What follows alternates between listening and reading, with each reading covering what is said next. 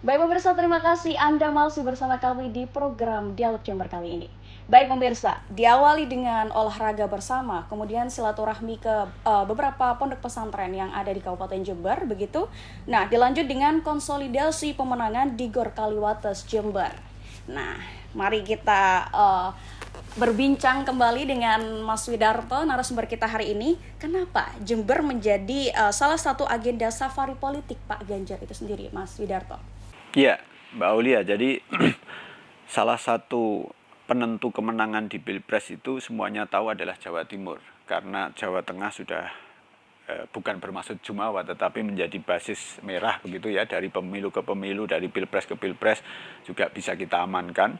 Lalu Jawa Barat itu pertempuran hebat begitu, dan lalu Jawa Timur menjadi penentu karena kita tahu bersama pemilih di Indonesia ini lebih dari 50% ada di Pulau Jawa begitu ya.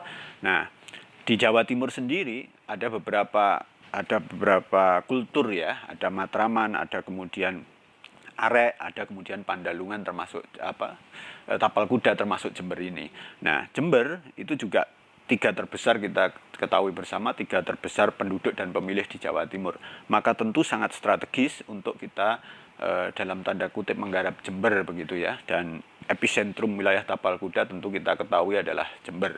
Itulah dasar bagaimana kemudian Pak Ganjar dan alhamdulillah ini Jember ini kabupaten pertama setelah Pak Ganjar ditentukan atau dipilih oleh Ibu Ketua Umum kami, Ibu Hajah Megawati Soekarno Putri sebagai capres.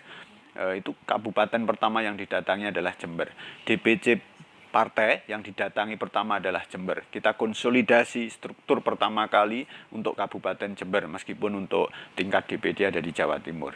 Jadi memang begitu strategisnya Jember, dan kita tahu juga di Jember pemilihnya hampir 2 juta, 1.900.000 lebih, maka ini sumbangsih yang luar biasa tentunya bagaimana untuk sumbangsih pada pemenangan Pilpres tahun 2024. Baik, Mas Widarto, Jember menjadi salah satu agenda safari politik dan yang pertama begitu ya.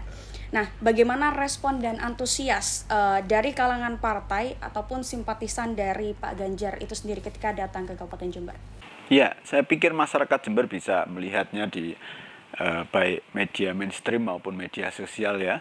Bagaimana ketika Pak Ganjar jalan sehat ya, lari-lari pada saat CFD di Kabupaten Jember, luar biasa antusiasme masyarakat. Bahkan kita tidak pernah mengira sedahsyat itu begitu.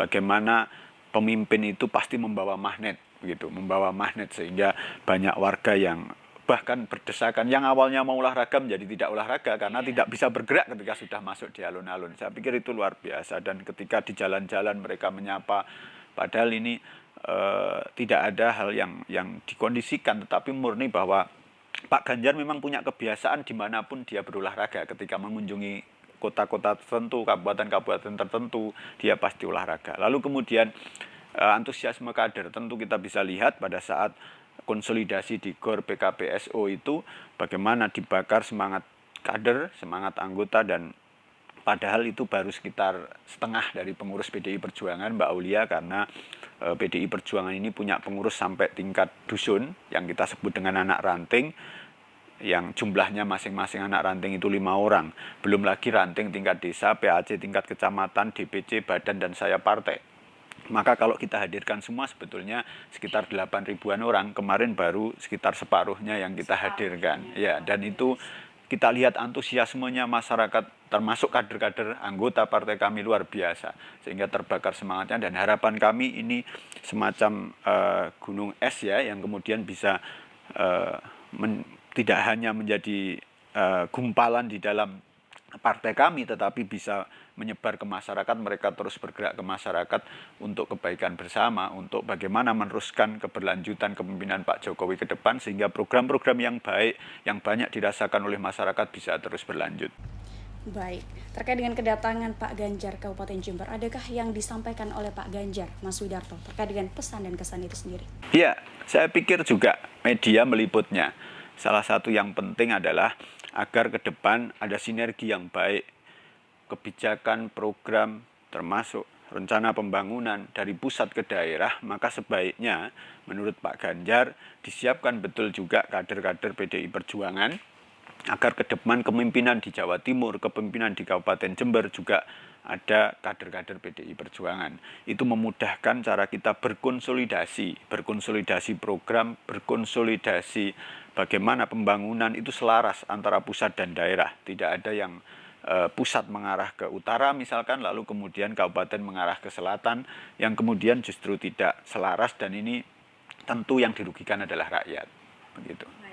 Jadi sinergi ini dapat memudahkan hal-hal yang terkait dengan konsolidasi maupun terkait dengan program yang tadi disampaikan. Begitu ya Mas Widarto? Baik, menarik sekali pemirsa. Namun jangan kemana-mana, kita akan kembali setelah pesan-pesan berikut.